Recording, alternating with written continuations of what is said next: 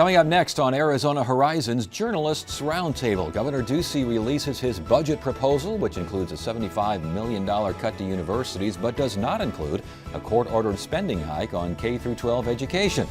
Journalist Roundtable is next on Arizona Horizon. Arizona Horizon is made possible by contributions from the Friends of Eight, members of your Arizona PBS station. Thank you. Good evening and welcome to Arizona Horizons Journalists Roundtable. I'm Ted Simons. Joining us tonight, Jim Small of the Arizona Capital Times, Howard Fisher of Capital Media Services, and Luigi Del Puerto of the Arizona Capital Times.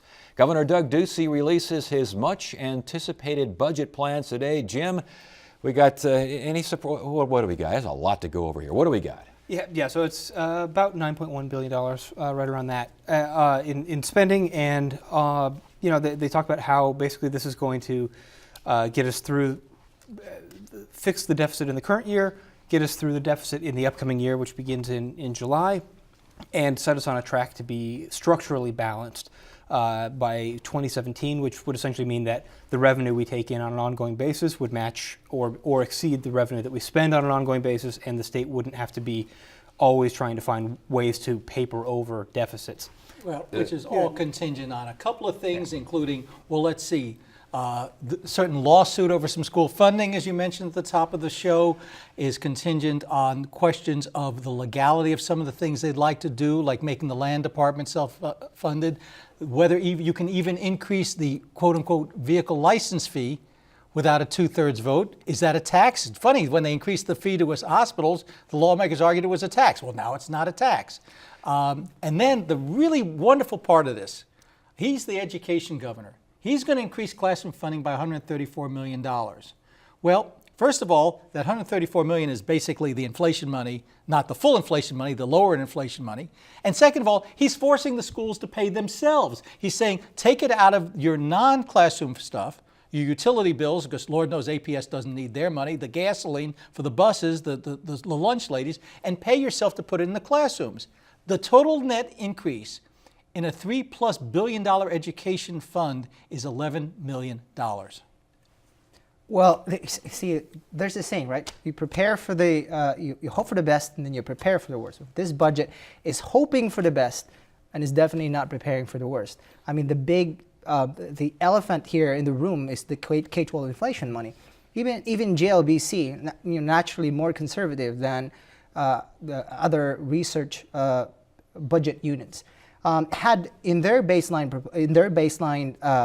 presentation included, what would it be? What scenario are we facing if we are forced to pay the $330 million in reset K-12 inflation funding starting this year? And what happens if the court also says, and yeah, those years that you didn't pay the schools their funds, you're supposed to pay them back. All of those things are not included in Ducey's budget. You are so persnickety, don't you know? He's our education governor. Well, but the thing is, that changes it. I mean, the current shortfall, instead of being $500 million with $1 billion, whatever it is next year, now is reduced to $160 million this year and $500 million next year. That's wonderful. And I know that John Arnold and the others don't want to have a plan B. There better be a plan B out there. Well, and my guess, realistically, I think that's what they're working on. But I think you can kind of understand, or maybe there's ways to rationalize why this budget looks the way it is. I mean, you've got a governor who's been in office for 2 weeks now. That this is a monumental task to deal with. Trying to hit the ground running, trying to get an entire administration in shape.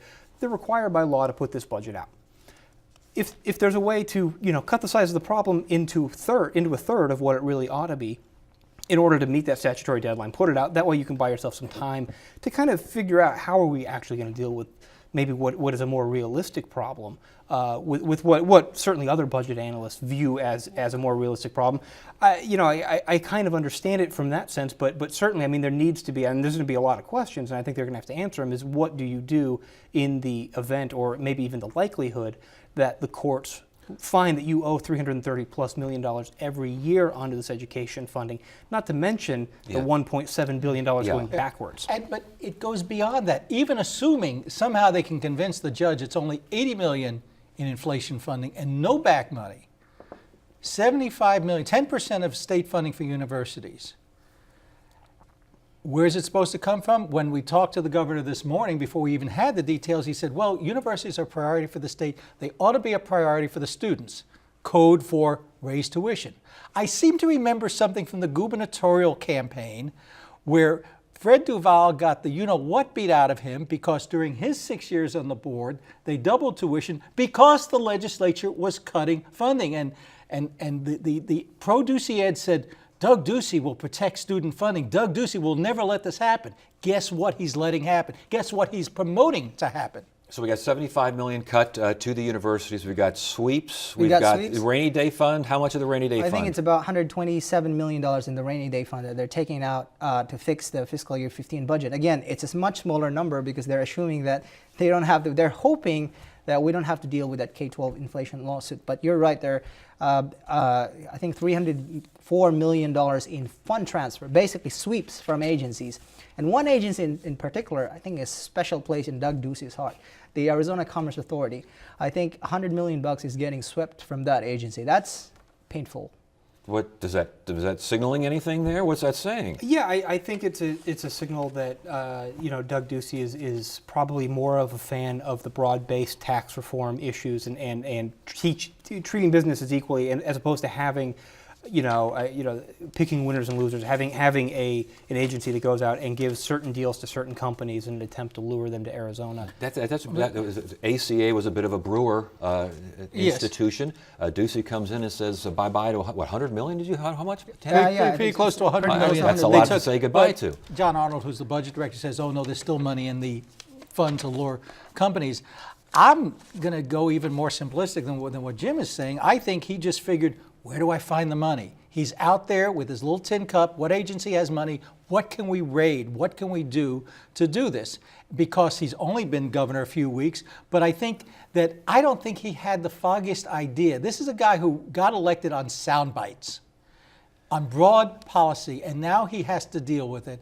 And I think he's finding it to be not quite what he expected. And Luigi, no mention of tax hikes, no mention of postponing corporate tax credits. No, none, because Ducey has been pretty adamant on that point. He will not allow for us to turn back on our word when the state decided a couple of years ago that we were going to give away these tax cuts and we're going to stagger them so it doesn't hurt too much.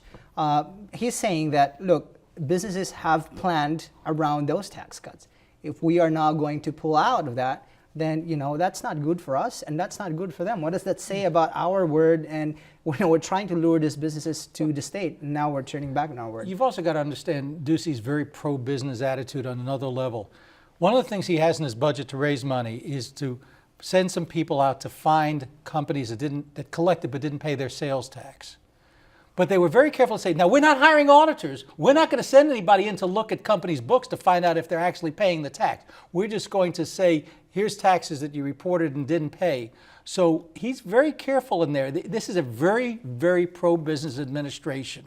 Right, and there was one thing that was really striking about this budget. During the campaign, Ducey said at some point, I want to get to as close as zero income tax as possible. Well, obviously that's missing in this budget. And I think Howie's right, Jim's right. We are starting to see a governor deal with the problem of governing. He looks at the budget and he realizes that, the promises that he's made, maybe he can't do, the big ones right away. And so that's why we're not seeing any proposal to further cut, except those that are already being phased in. And while there's nothing that they're certainly going to call a tax increase in here, there are ways that they're planning on increasing revenue. Howie talked about the vehicle license tax. I mean, I think it's called the VLT. It's called the vehicle license tax, and increasing that. And they collect about $35 million a year now. They want to close to double that and get to about $65 million a year. Pick up another $30 million there. There's a plan there's a thing called the homeowner's rebate, which is essentially the state subsidizes a portion of every homeowner's property tax bills. They want to dramatically limit that, which in effect, I mean, it's not an actual increase in taxes, but in effect on people who own houses, it means they're going to be paying more to the counties for their property taxes. Mm-hmm. And there was also, some cost shifting of taking things juvenile corrections costs and moving them from the state level and having the counties pay the share of that and having the counties pay a portion of the operating revenue or the operating costs for the Department of Revenue. So you have things which we saw in the last recession, and the counties were hopping mad at Jan Brewer for doing the same thing, for basically shifting costs down, that old adage that it rolls downhill. And it kind of does. You get the state at the top and the counties and the cities at the bottom, and they start pushing off things to those other lower level governments, which in turn may have to raise taxes. Well, and the state can say, we didn't raise taxes, but in effect, you forced other governments to do that. I was going to ask about that. Are we going to see municipalities having to pick up the pieces where the state decides no tax hikes here, and everyone else and their brother is raising taxes to make up for it, as Jim was describing? A lot of it is, I want to call it nickels and dimes, because it's 10 million here, 5 million there. And so it'd be hard to say that if the city of Peoria increased its tax rate, it would be due to this. But very clearly, this governor is nickel and diming the local governments. And he figures, look, if I can get 10 million here, 5 million there, 3 million here from Pima County, I can get this from the city of Peoria, I can get this from this level of government, he's solving his problem. Now, maybe it should be at the local level. Maybe the Department of Revenue should be partially funded by the folks who get urban revenue sharing. But there's something that got lost in this. Urban revenue sharing occurred as a deal so that the cities would not levy their own income taxes. Right. So the state said, don't worry, we'll share ours with you. And now they want to charge them for the privilege of sharing their own revenues. No, the governor did, during his inauguration speech, he did promise. He said, he warned, not promise, he warned. He said, look, special interest groups, you will not be happy with my budget. This budget delivers on that promise. Well, hold on a second there. Yeah, exactly. Let me ask about one in particular that a lot of folks are concerned about. Corrections. Cut? No cuts. No cuts. I mean, this is one agency that has, through the years, even during the fiscal downturn, has been spared mostly of the cuts. And the reason for it is that the fact that we have prisoners, and we're adding more prisoners each year. So Doug Ducey, I mean, it's a formula thing. They have more people to house. They need more beds. And so Doug Ducey is saying, look, we need 3,000 beds over 3 years. And, it is what it is. No, it's not what it is. Here's the deal. Over the years, as we're going to get tough on crime, we've got mandatory sentencing, we've got mandatory minimums, we have truth in sentencing laws, you have to serve 85%. And a lot of these things have been pushed by the private prison industry. This is not the state building beds. This is the state paying $60 million a year by the third year for private prisons, because nobody wants to say, well, maybe instead of telling people they're going to serve 85%, they should serve 75%. Or maybe they could be put on intense probation with an ankle bracelet instead of sitting in a prison. Right, be that as it may, whatever the reasons for the system that we have right now, the fact is that we are adding prisoners. And unless Ducey and our lawmakers said, look, we're going to do massive sentencing reform, we're going to look at this issue. This is the one thing that's adding to our budget deficit. Let's look at it. Let's try to find ways to... But they don't want it. That's the point. This is $1 billion of $9 billion is the Department of Corrections. They don't want to look at it because the last two Republicans who suggested this, people like Cecil Ash and Bill Kopenicki, were ejected. With that in mind, though, would the legislature take a second look at sentencing reform? It's a new bunch of folks there in the ninth floor. What do you think? Maybe. I mean, it's hard to. Well, first of all, we don't really know. We're still trying to get kind of a grasp on this new legislature and who's here and what their attitudes are towards certain things. But considering, like Howie mentioned, I mean, Bill Kopenicki and Cecil Ash talked about this very thing, and some of the very minor things, the small things, the intense probation, the, letting out folks who are ill, who are gravely ill, instead of having them through state medical care, sending them home. Things like that even when we were in the worst budget crisis the state's ever seen, that those were never even seriously entertained. I don't know. I mean, I'm pretty skeptical that at this point it would be something that would get traction. There's a sliver of light, if you will, in Ducey's budget about this very issue. I mean, in his budget, he says, look, for juvies, juvenile offenders, I want them to be 14 years old and over. I want them to have felony offenses. And I want to exempt those who are seriously mentally ill. There's a little bit of reform, a very minor one, because it's only going to save the state $3 million. No. See, I think you're looking at it backwards. This isn't reform. This is saying to the county, if you've got a juvenile who's 16 who is guilty of a misdemeanor, We're just not going to take them. You keep them at home at your expense. This is not reform. This is not saying we don't think they should be incarcerated. We're just saying we ain't going to pick up the cost. All right, I want to get back to this idea of the structural deficit being erased by 2017. Does that suggest that the cuts that we're seeing now, we should expect to see more of those kinds of cuts next year as we move into 20? I mean, how are we going to get this structural deficit gone? Well, a lot of it is the unknown unknowns, if you will. The question, of course, of the school funding lawsuit. Will you have to cut the universities more? Can they make it up in tuition? How much are the private prison companies going to charge? What happens with the economy? See, that's the real thing. The problem is that for all the tax cuts, we have cut taxes, 22 out of the last 24 years? And where's the stimulus to the economy? It hasn't been stimulated. President Biggs on this program this week said if you would have just put those tax breaks for corporations in place when we passed them as opposed to delaying them until this year, I think the blossoms, I think they were called blooms and blossoms, would have begun. I have a word for that which we don't use on this show. But take a look at all the corporate cuts that were enacted back into the 90s. Back to the Symington administration. If all that stuff worked, we should have a 5% unemployment rate, not 1 point above the national average. We should have 4% year-over-year growth, not 2%. So don't give me that. I'm sorry. The JLBC report that they put out today, it talks about this. It talks about some of the reasons and things that are the reasons behind the lagging economy in Arizona. And the one that's striking is housing, and it always comes back to housing in Arizona, and this is no different. We don't have as many people moving here. The housing industry is down significantly in terms of new starts, in terms of people being able to qualify for new loans. And those things, and they put out a really great table that showed basically the difference between where things were at back in 2008 before the recession and where they're at now in terms of year-over-year growth and things like that. And when you look at those numbers, I mean, those are the ones that are down. They're less than half of what they were. Mm-hmm. And like it or not, despite the efforts of policymakers for the last decade, Arizona's economy still pivots on the housing industry. And so until that turns around, you're not going to see our overall economy and our unemployment rate go down because of how many people lost jobs in the construction sector and still have not been able to replace them. But that's my question regarding these corporate tax cuts. I understand, the trickle-down supply side, Laffer curve, call it whatever you want. I understand that particular idea. However, corporations can't sell or move things to people who don't have jobs to pay for those things or who may not have the education to work in the facilities that produce those things. And that becomes one of the issues is that, we can bring people here and we can cut corporate taxes to zero.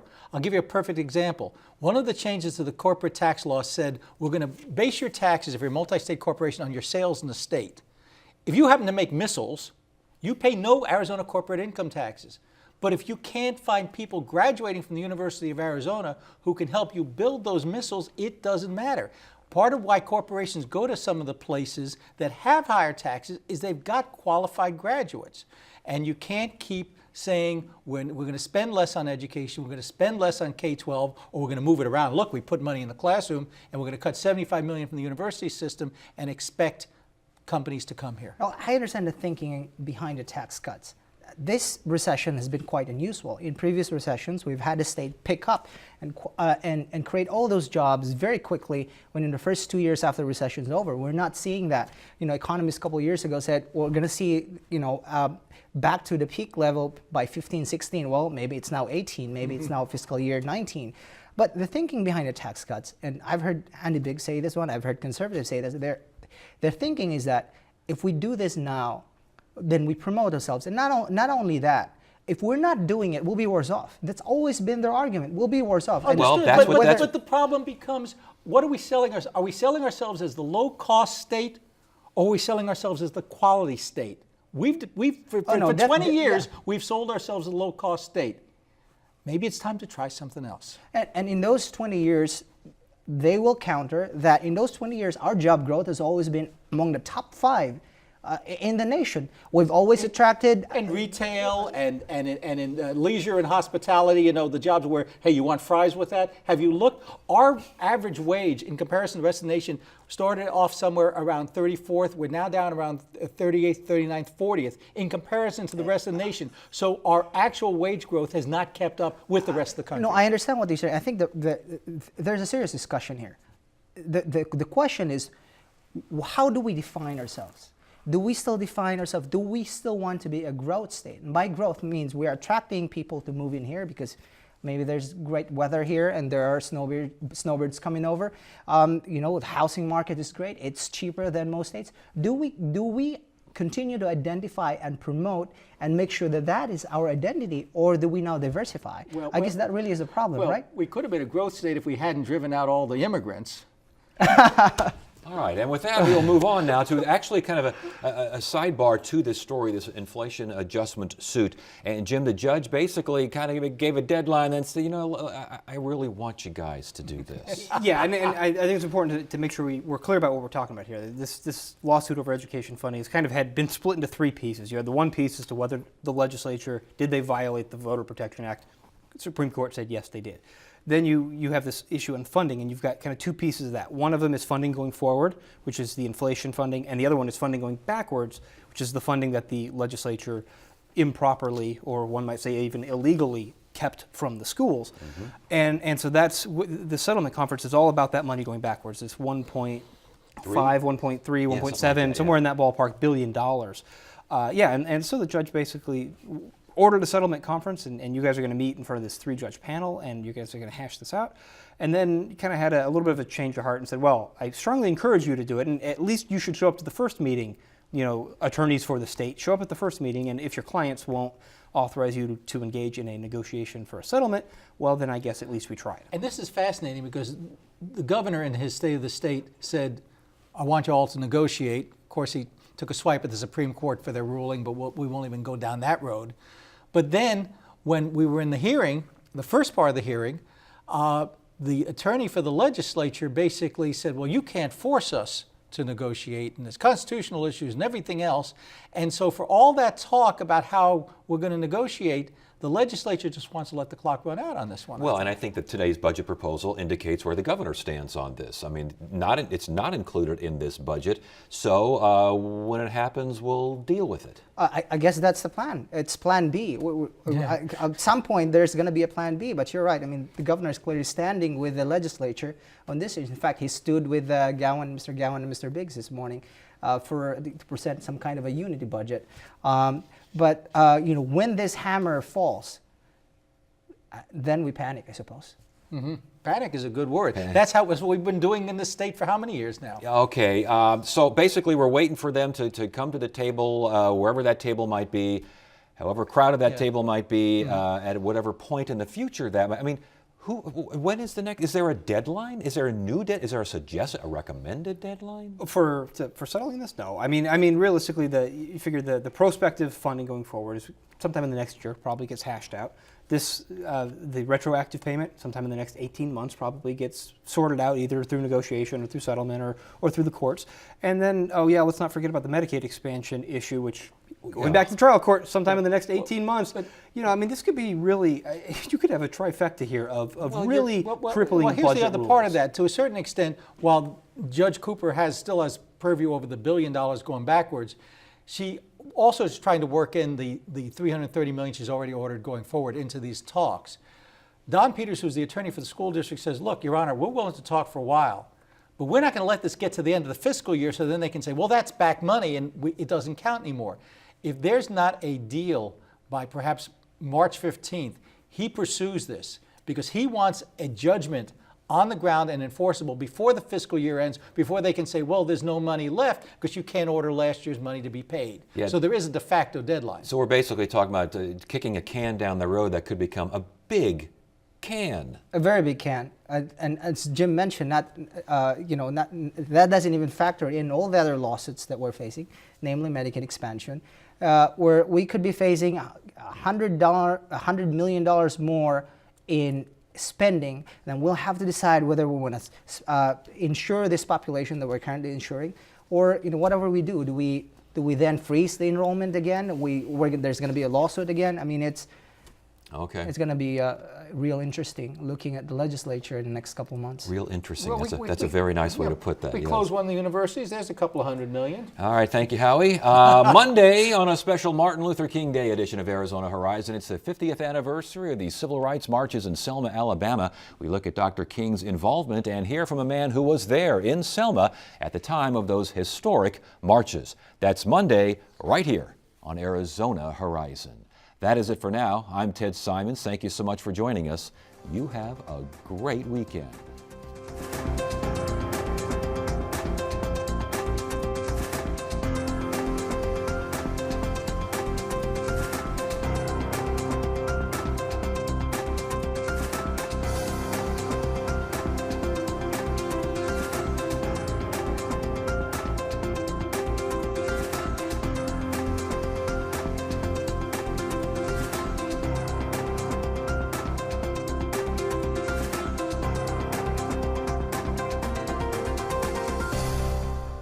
Arizona Horizon is made possible by contributions from the Friends of 8, members of your Arizona PBS station. Thank you.